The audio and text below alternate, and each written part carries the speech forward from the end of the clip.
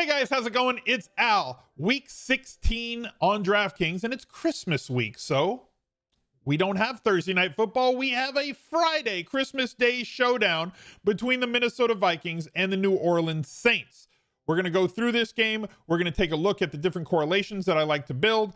Guarantee you that somebody's going to fast forward when they see a bunch of names on the screen and see that it's over the budget and say, how come you're putting a bunch of players in that don't fit? We don't build lineups here for you. I teach you how to build lineups on your own in a better way to give yourself the best chance at trying to win a tournament on DraftKings. So that's what we're going to do. We're going to go through every single opportunity that we have, from captains to flex plays. And there's some interesting injuries and players coming back from injury on this slate that's going to make us have to wait until like 90 minutes before lock. But at least we do have that inactives reporting on NFL slates, way different from NBA slates, that lets us know exactly what we have to do right before lineups lock, which isn't always going to be the case for NBA. But with NBA season starting, make sure you go check out the How to Win on Daily Fantasy NBA playlist that we have. If you're new to NBA, transitioning to be an NBA player, go check that out. Go click the description down below. There's a bunch of different sites that we have discounts for if you wanted to get some help consolidating your work. If you're somebody that has a job, works 9 to 5, but you still want to play Daily Fantasy NBA, you do need to find a way to get other people to aggregate all the data and the work and the projections and everything for you. And we've got partnerships with people, different sites that can really help with that, basically, whether you're building by hand or whether you're using an optimizer. Plenty of places for you to take a look at that. But this is more about this game, Minnesota and New Orleans. Thank you guys for coming back. Drop a like on the video, subscribe to the channel, ring the notifications bell, leave a reply, click the join button, become a channel member, head over to Discord. Those are all the instructions. Let's get to the slate. Here it is. So the first thing, this big red first in terms of New Orleans versus position. We can head over to here to rotogrinders, DraftKings. Let's look at running backs for the season. This is against, right? This is allowed. We look at the most points against. The teams that we've been playing running backs against come all the way down here to the bottom. New Orleans Saints now the second toughest team for running backs to produce against, allowing 78.4 rushing yards per game, allowing 4 catches per game. They haven't allowed a lot of touchdowns so far this year. So Dalvin Cook, who is the cover boy on this slate, you might say, well, this is a rough matchup for Dalvin Cook, and I want to avoid playing Dalvin Cook. However, this is single game showdown. This is not a main slate. There aren't 50 different running backs that you can go after. And Chicago's a pretty tough matchup for opposing running backs too. And Tampa Bay is a pretty tough matchup for opposing running backs too, unlike Jacksonville and Carolina. So it's not like Dalvin Cook and this Minnesota Vikings offense can't survive and Dalvin Cook can't thrive against tough defenses versus the position. 100-yard bonus each of the last 2 games against extremely tough teams. 9 targets the last 2 games. Scored a touchdown in both of those games. Dalvin Cook is the engine of this Minnesota Vikings offense. And if we kind of come down here on the list, Madison, with his concussion, missed practice on Wednesday. This game's Friday.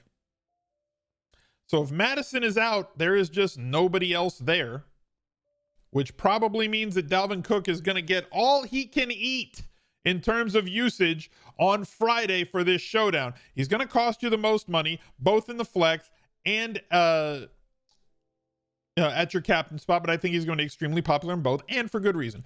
Alvin Kamara, also same sort of thing. We've seen him bounce now in terms of his usage in the passing game, even though that Saints offense wasn't as efficient as we would have liked to have seen. He did salvage a touchdown in that last game. He does pop as another great play in this slate.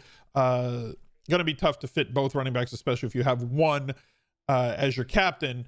Putting Kamara in that line is going to leave you with 5.1, which means you're going to have to do some creative things, but there may be some value on this slate. Guys like Callaway, who's coming off of IR and is extremely cheap. I believe he's 200.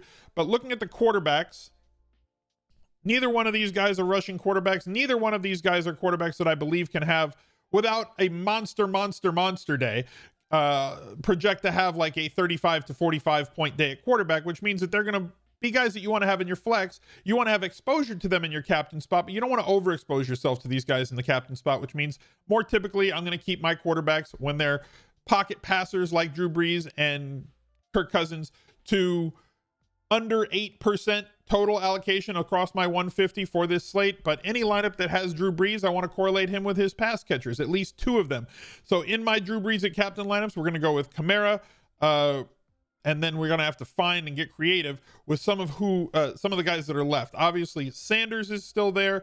Not going to correlate Taysom Hill with Drew Brees. They are diametrically opposed. Jared Cook as well. Going to use the kicker in that group.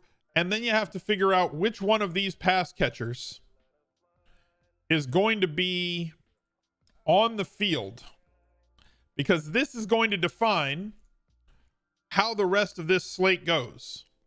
So knowing who's active and who's inactive right before lock is going to be important. Marquez Callaway, designated to be for return from injured reserve this week. We're going to see how that goes. If he is going to be starting opposite Emmanuel Sanders because of... Where's Traquan? Traquan is somebody else. Didn't practice Wednesday with his ankle. We're going to have to monitor this. If he is not playing in this game, that's the injury that's going to open up that opposite spot with both Traquan Smith and Michael Thomas in this, not being in this game. That's going to open up a lot more usage for some secondary wide receiver who will probably be the 4th most used target. We're not talking about getting a 20 to 25% market share of targets from Drew Brees. That's going to funnel more to Kamara, more to Cook, more to Sanders. But the price that those 4th options are allows you a lot of room. We're also going to correlate Drew Brees with basically every player on Minnesota, but focusing on our pass groups for Kirk Cousins and his palpable upside, I guess, with how condensed that target tree actually is. 4 guys catch the ball from Kirk Cousins. One of them is Dalvin Cook, but I'm not going to make sure that I have Dalvin Cook in my Kirk Cousins lineups, but I'm not going to disallow it either. If I have Kirk Cousins and the optimizer puts Dalvin Cook in that lineup, or if you're going to hand build and you want Dalvin Cook in a Kirk Cousins at captain lineup, fine. I'm not going to tell you can't do that. But basically, 75% of his passes go between Dalvin Cook, the 2 wide receivers, and the primary tight end. And considering that Kyle Rudolph has not practiced and did not practice on Wednesday, monitor him. Again, if he is out, that leaves Irv Smith. And these 3 gentlemen right here are going to get 65+% of the market share of targets. We are going to correlate Dan Bailey with him. If you wanted to go with one of the cheaper value options, BB Johnson, anybody in this range, the backup tight end, sure, whatever. I'm not thrilled about any of it. Conklin was the other guy, right, who got targets the last couple of weeks. So like if you wanted to plug these guys in, Conklin's priced up to a point where like now he's going to be in that group, but he's not like super thrilling, but at least he provides you with value if he sneaks his way into the end zone. Definitely gets you value, but he's going to have to do more than just catch like 2 passes, as opposed to value for these 200, 400, 1,000 guys in the flex where they don't really have to do all that much, including 2 of these guys with Cousins. Probably the easiest path to that tournament upside if Cousins is your captain. You might even want to pair Kirk Cousins with at least one of those guys if you have Kirk Cousins in a flex spot, which is a group that I don't always build. But based on how condensed that target tree is this week, if Kirk Cousins is in flex, I'm probably going to want to include one of Jefferson, Thielen, or Smith in all of those lineups, not with the kicker, not with as deep a group, but making sure, because most of those touchdowns and as involved as Adam Thielen is in terms of his end zone, red zone production, in terms of how great a season Justin Jefferson is having for a rookie, as involved as he is, double-digit targets in 3 of the last 4 weeks, 7 touchdowns on a game-to-game basis, and his downfield ability also extremely great. If we're going to use one of the wide receivers at captain, not out of the realm of possibility that Dalvin Cook does not score multiple touchdowns in this game, but somebody like Jefferson does. Every one of those lineups that has Jefferson at captain, I'm going to want to tie Cousins to that. Same thing goes for Adam Thielen. If he is a viable captain, scores 30 DraftKings points, which would mean 45 for him in the captain spot, you're going to want to have Kirk Cousins in that lineup as well, because it means that Kirk Cousins threw for multiple touchdowns in that game if Thielen is your winning captain. And the same thing on the other side. I will allow, if Kamara is the captain, because of how involved he projects to be in the passing game, 20% plus market share, that you can include Drew Brees in the flex, where I'm probably not going to tie him to him with a captain you know, like if Kamara captain, then Drew Brees must be in that lineup with him. But I'm probably going to boost Drew Brees if Alvin Kamara is at captain to make sure that maybe his projection is a little bit higher. He's more likely to show up in an Alvin Kamara lineup. But if Manny Sanders is going to be the captain for him, meaning that I think Manny Sanders is going to win or be in the winning lineup for that for the slate, then Drew Brees also going to have a big day. Same thing goes if you're going to include Cook. I use a smaller captains group than most people do. I don't want to have a lot of captains. I want to have basically just the players that I think can be the highest overall player on the slate. And if you think that they can get to that point, then great. If you don't, then you shouldn't be using them in captain, because it's not going to be viable for you to have somebody who does not have a chance to be the highest scoring player on the slate. And that's usually why I keep defenses out of there. I never really play kickers. If a defense or a kicker is going to be the winning captain in that lineup, then I'm probably just not going to win that showdown slate. Doesn't mean you can't profit on that showdown slate. It just means that you're not going to win.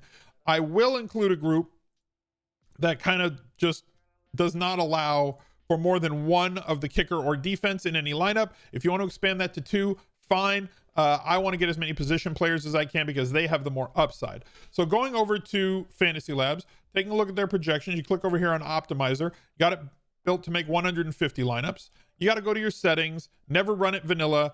I've got a save template for Showdown. This is it right here. So I'll allow it to leave 10% of the salary cap on the table. You can adjust your range of outcomes wherever you want. The lower it is, the closer it's going to be to the projections and higher percentage of players.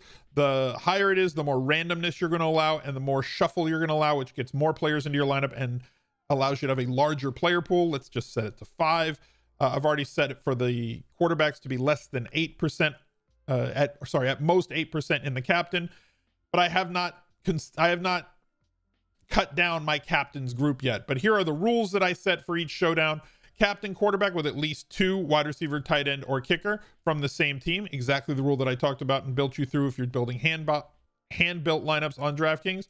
Pair your captain quarterback with at least one of the opposing players, all of the offensive positions. Pair your captain wide receivers with exactly 1 quarterback. Pair your captain tight end with exactly 1 quarterback from the same team.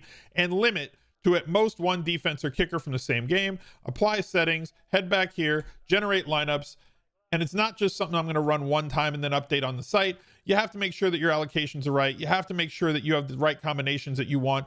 You're going to go through and set different rules, different player correlations. You're going to snowflake players. You're going to flame emoji players based on players that you want to have more of than what it's going to spit out for you. The optimizer is only going to spit out what you tell it to. So you have to spend a lot of time trying to make it dance and jump through the hoops that you want it to go with. So never just think that you're going to log into a site that has an optimizer with any projection set, hit play, run 150 lineups, and win. It takes a lot of work. It does save you time if you're going to mass multi-entry, and it's not something that you need if you're going to play one lineup, but it is a tool that I think is something that you want to have in your shed. And there's a link down below if you wanted to go check it out. Now that NBA season's here, you can get that multi-sport membership on Fantasy Labs.